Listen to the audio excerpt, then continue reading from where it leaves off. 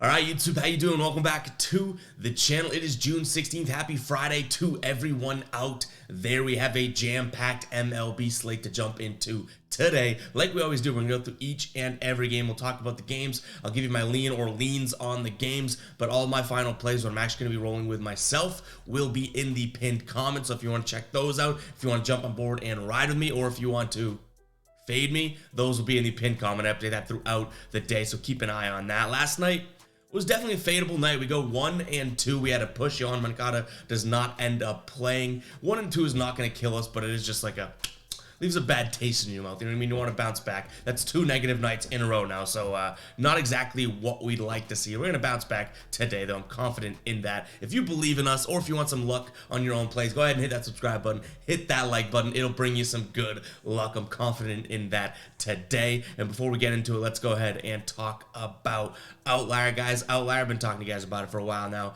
My favorite sports betting research tool. We'll go ahead and just jump in so you guys can see how it works here. It's great for player props. You can go through and see all the player trends here. You can search minimum odds so you know that you're getting some valuable plays there. But here we go. Jared Walsh, under 1.5 hits plus runs plus RBIs, minus 145 on DK. He's hit it in 80% of his last 5, 90% of his last 10, 85% of his last 20. Let's go ahead and click into it and we can see this. Yeah, he's hit it in 86% of games on the season.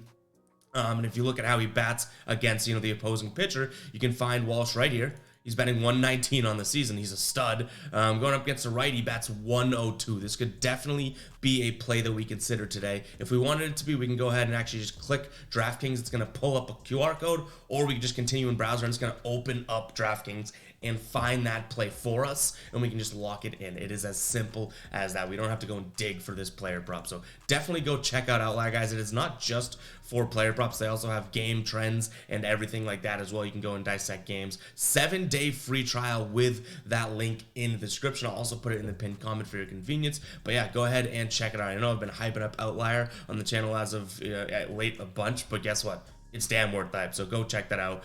You'll definitely be hearing more about Outlier in the future as well. I can't help it. It is that good of a tool. Let's go ahead and jump into game number 1 here. We're looking at the Chicago Cubs hosting the Baltimore Orioles. Cubs coming off of a series in which they win all 3 games against Pittsburgh. 11-3, 10-6, and then 7-2. They're actually looking good there. Baltimore coming off a series in which I'd say is a positive series for them as well. They're underdogs in 2 of 3 games, and they took 2 of 3 against the Toronto Blue Jays. We were on the right side of a couple of those, which you do love to see. Right now, though, I think the value is on the Cubs side of things. I know I'm like a Cubs a Cubs addict. I'm betting them all the time, but plus 100 right now on a team that may be starting to play some good baseball. They've won 5 of their last 6. I think the value is on the Cubs side. If someone is on Baltimore, it's still decent value at minus 115, but I do think the Cubs can win this one today for some plus money. Kyle Hendricks on the mound for them, 1-2 with a 3.09 ERA, and then Cole Irvin on the mound for the Orioles, who hasn't looked that great this season, is coming off a decent start, but it was against Kansas City. So I'm going to lean towards Hendricks, coming off of an 8 innings pitched, 0 earned runs, a .25 whip night against San Francisco about a week ago. So I'm going to lean towards him. He's heating up. I like the Cubs in this one. And then in terms of a total, 7.5 seems super low, but the Chicago teams had some overs cashing as of late. Baltimore, just the offense is really, really rickety. They score 11 runs back-to-back games, then drop 1 run against Toronto. So I'm going to stick away from this total. 7.5 is a little weird to me. It says 8 on the graphic, but it's updated since then. So yeah, I'm going to stick away from the total, to be completely honest. I just don't love it. Next up, we have Washington taking on the Marlins here. Washington coming off of a series in which, I would honestly consider that they hung around well in. They lose 2 of 3 against Houston, but they were huge underdogs. They win game 3 there, and then even in game 2, they keep that game close, losing 5-4. Miami coming off of losing 2 of 3 against Seattle. Washington is plus 164 right now over on FanDuel, which I think I might be crazy. There's some value there. This Marlins team, yes, they're playing good baseball. Haven't had the biggest test of schedule here. In fact, I would say the Mariners, their best, test as of late, and they lose 2 of 3 against the Mariners. You know what I mean? Before that, it was Oakland, Kansas City, and then the White Sox, who also, took 2 of 3 against them. So they took 2 of 3 against, but I just don't believe in them that much. I do think this could be a good value spot. I don't think this becomes a final play, but it's a mix of both. Some decent odds over on the Washington side of things, and also you're not going to catch me paying minus 180 on the money line for the Marlins. So I stick away from that. In terms of what I'm looking at from a total, I do like the over here, over 8.5. The Marlins, I think that their offense is going to click here. Washington, maybe we're starting to see something. They scored 6 runs, then they scored 1, which is okay, not great, obviously, when we're looking at an over. But then 2 games against Houston, 4 runs and 4 runs scored. So I do like a chance for them to go out there and put up a couple runs. Sandy Alcantara on the mound for the Marlins today, which is, I still am kind of flabbergasted, but yeah, he's been a guy that's given up a bunch of runs this season.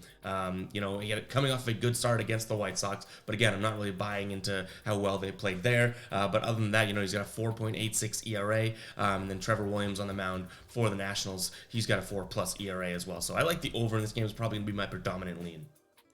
Mets taking on the Cardinals here. Mets, both these teams, I should say, are struggling. They both lost 8 of their last 10 games. The Mets are at least coming off of a win there against New York, but I think that this is a spot for the Cardinals. I can't imagine they go out there and lose a 6th game in a row. They've played some decent teams here as well, so I'm gonna lean towards the Cardinals. Miles Mikolas on the mound, 4-3 with a 4.02 ERA. It's not like I love backing him, but you get McGill on the mound for the Mets, who's 5-4 with a 5.14 ERA. Give me the Cardinals here at minus 115 over on DraftKings.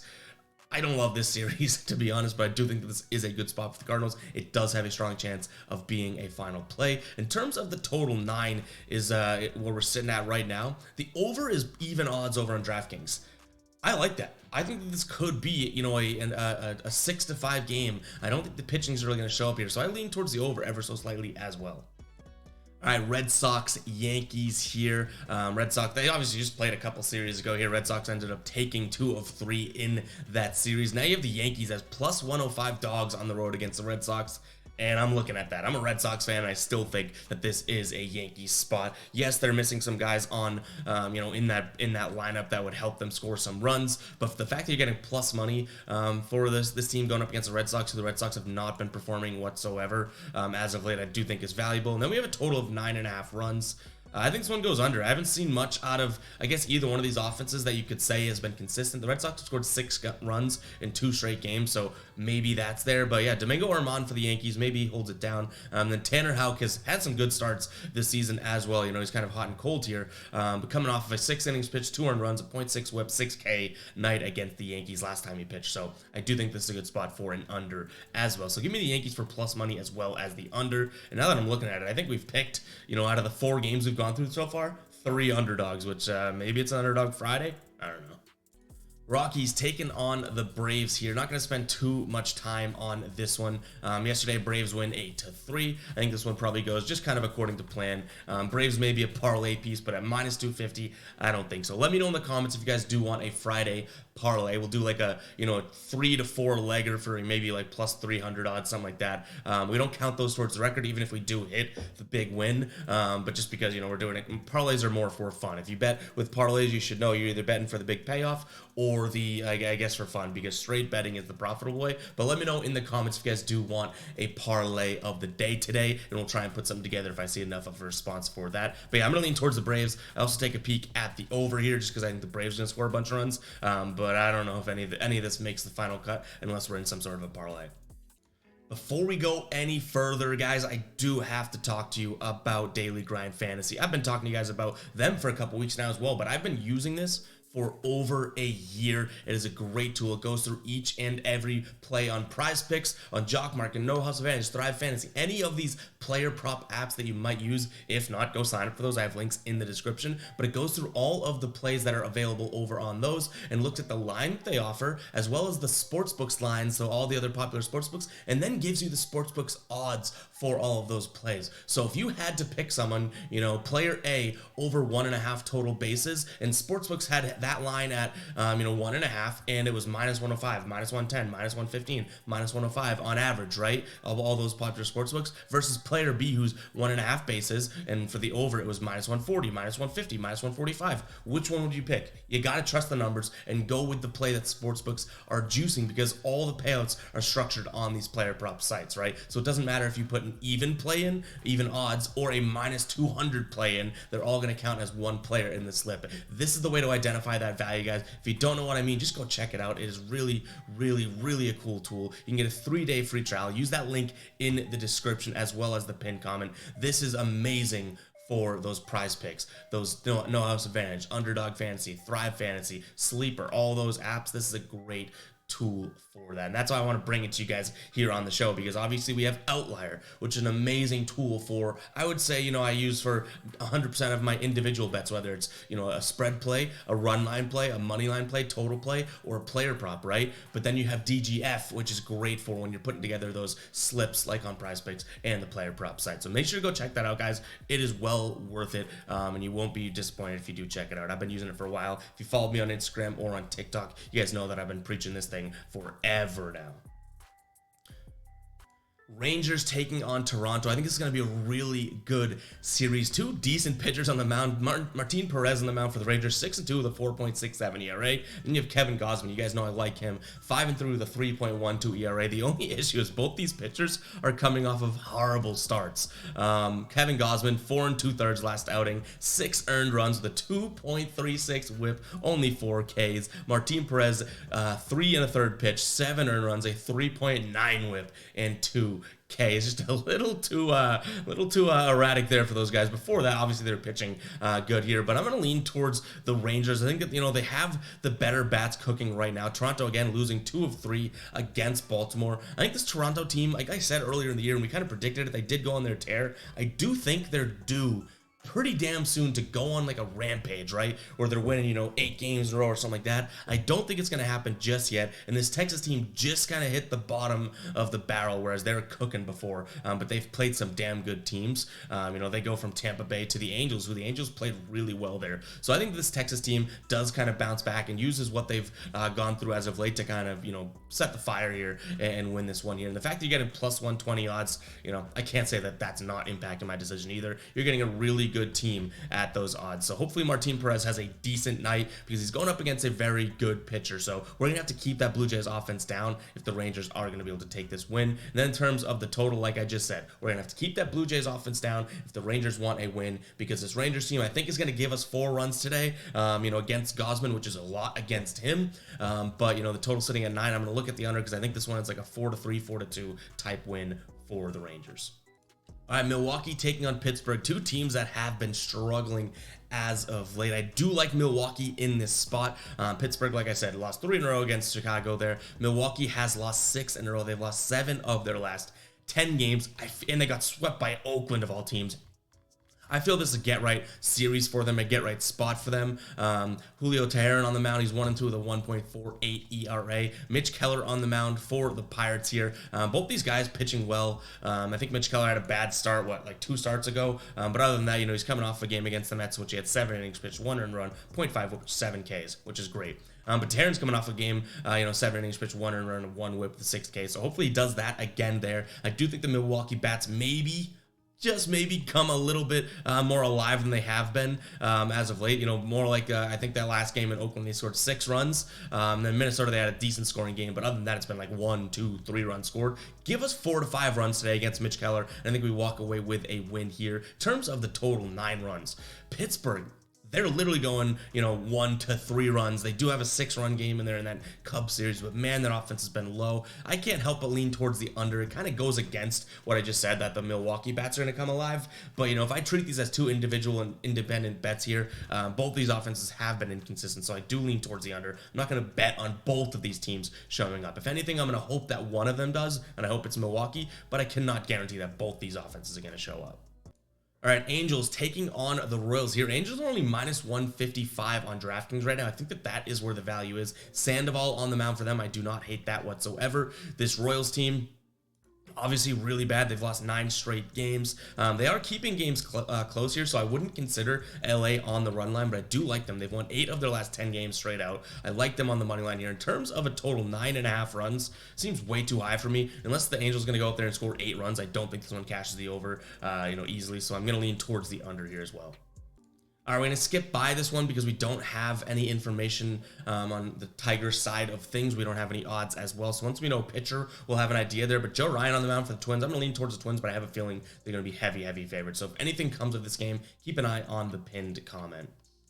All right, Astros hosting the Reds here. Like we talked about that Astros series, they do take 2 of 3 against Washington, but Washington did keep it close, so I do want to give a little credit there. Cincinnati's coming off of 5 straight wins. They took 2 of 3 2 series ago against St. Louis, and then they won 3 straight against Kansas City. Abbott on the mound for them. He's 2-0 with a 0 ERA. I don't want to put too much weight into that, but yeah, it's true. He has a 0 ERA, 2 starts. He's averaging about 5 or 6 innings pitched.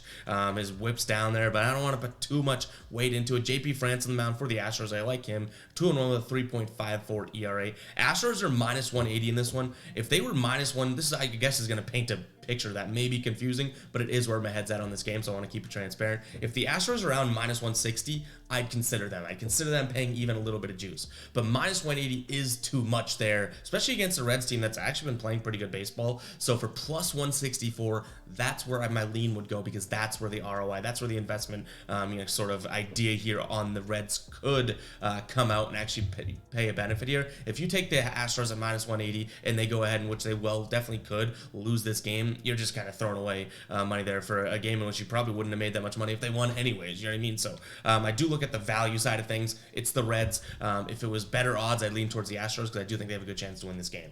In terms of a total 9 runs here, I think this one goes up and over. Both these pitchers, I think, can be gotten to, and I think these offenses are going to, have a good chance to do that today. So I'm going to lean towards the over 9. All right, Arizona hosting Cleveland here. Arizona coming off 3 straight losses to Philly. It was a 4-game series. They did take game 1 and then ended up losing the final 3. Cleveland coming off of losing 2 of 3 against the Padres there, getting the win yesterday, though. I think Arizona bounces back from this spot. I do think they match up well against this Guardians team, and Zach Gallen's on the mound for them, which I do trust. So I'm leaning towards Arizona, minus 145-ish on sportsbooks. A lot of juice for a team in which, they're not like a minus 140 team against a serviceable team like the Guardians, but nonetheless, I do like that side of it. Tristan McKenzie on the mound for the Guardians. I'll fade him all day long. 0-1 with a 4.5 ERA. He did have a really good start, I think his first start, and then in the second start kind of returned back down to earth. But nonetheless, I lean towards Arizona. In terms of a total 8 runs, I think this one can get up and over. I'm hoping the Arizona bats come alive today. We did see them score 9 runs in that Philly series, but then it was 3-3-4 after that in those games. Then Cleveland coming off of an 8-run game there as well, so maybe they can go out there and keep their bats a little bit hot. Not enough to win the game, but a little bit hot to kind of push that over 8.5. Guys, before we get into this next game, if you are still watching at the 17-minute mark, you know what to comment. If you're still watching at the 17-minute mark, you guys know what to comment. We've done this in plenty of videos, and you guys know I love it. It's one of my favorite things to read the comments. I'm being like, why are y'all commenting that? Go comment that, guys. I'm not going to tell you what to comment, but if you're watching at the 17-minute mark, you know what to comment because you're watching at the 17-minute mark. Go ahead and do that. We're jumping into the Oakland-Philly game here as well. Philadelphia only minus 140 here on the money line. Makes me kind of wonder, what's going on, because I think that Oakland winning streak was just a facade. That's over and done with, okay? Yes, they did lose against Tampa Bay those 2 games, so it's like, yeah, they played a really good team, but I think this Philly team is obviously a good baseball team. They're kind of finding their form here. So minus 140 seems like really good value. It only scares me a little bit because it's like, why aren't they minus 160, minus 165? Does Vegas really believe in Oakland, or are they trying to get people to get baited into taking the Phillies against the Oakland team that maybe is still hot? But nonetheless, I do think that Oakland run is over. I kind of hope it's not. I hope they bounce right back to winning because it's great baseball to see an underdog just kind of tear it up, especially when they're talking about relocating and all that. Really cool situation going on when they just start winning games. But nonetheless, I lean Phillies minus 140. Total sitting at 8.5 runs. I think this one goes up and over as well. Tampa Bay taking on the Padres here. Padres, even money at home. I do think this is going to be a good series. You have Yu Darvish on the mound for the Padres, but you have Shane McClanahan on the mound for the Rays, and they're minus 115 over in Caesars right now. Anytime I can get the Rays, no matter who they're playing, with Shane McClanahan on the mound at minus 115, I feel like I'm going to hammer that. So I'm going to lean in that direction. In terms of a total 7.5 runs, I like the over here. Both these pitchers can have decent nights, let up, maybe a combined 5 runs through their starts, and then all of a sudden the bullpens come in and let up a couple runs, and we're looking at a pretty close to an over type game here. So I do trust the offenses late in the game here, so I'm going to lean towards the over as well, but I do love the Rays here at minus 115. All right, guys, I do like the Dodgers in this spot, but unfortunately we don't have any starting pitcher for the Giants, so we don't have we don't have odds for the money line. We don't have a total, but keep an eye on the pinned comment. If we have Dodgers anywhere around -150, I think that's a decent amount of juice. We might pull the trigger there, so keep an eye on the pinned comment for this game. I am interested in it. In our last game on the slate, we have the Mariners taking on the White Sox here. White Sox have been cold. They've only won 1 of their last 6 games here. Mariners actually looking decent, won 2 of 3 in their last series. Like I said, against the Marlins, they won 3 of their last 5. Give me the Marlins here on the money line for -120 odds.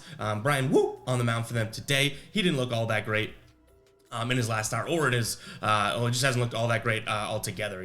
2 innings pitched, 6 earned runs in his first start, 4 innings pitched, 2 earned runs in his other one, but maybe he's getting a little bit better. Michael Kopech on the mound for the White Sox. He's been hot and cold. Hopefully he has a cold night tonight. I trust that this Mariners team is getting the job done as of late. Their offense has been decent other than the last game against Miami, but nonetheless, guys, I lean towards the Mariners here. In terms of the total 7.5 runs, I actually am going to lean towards the under. I think this Mariners offense, like I said, gets the job done, but the Chicago offense has been hot and cold, and like I said, I'm kind of looking for a cold night. So do I think this total play makes the finals plays? I don't think so, no, but I do like Seattle in this spot.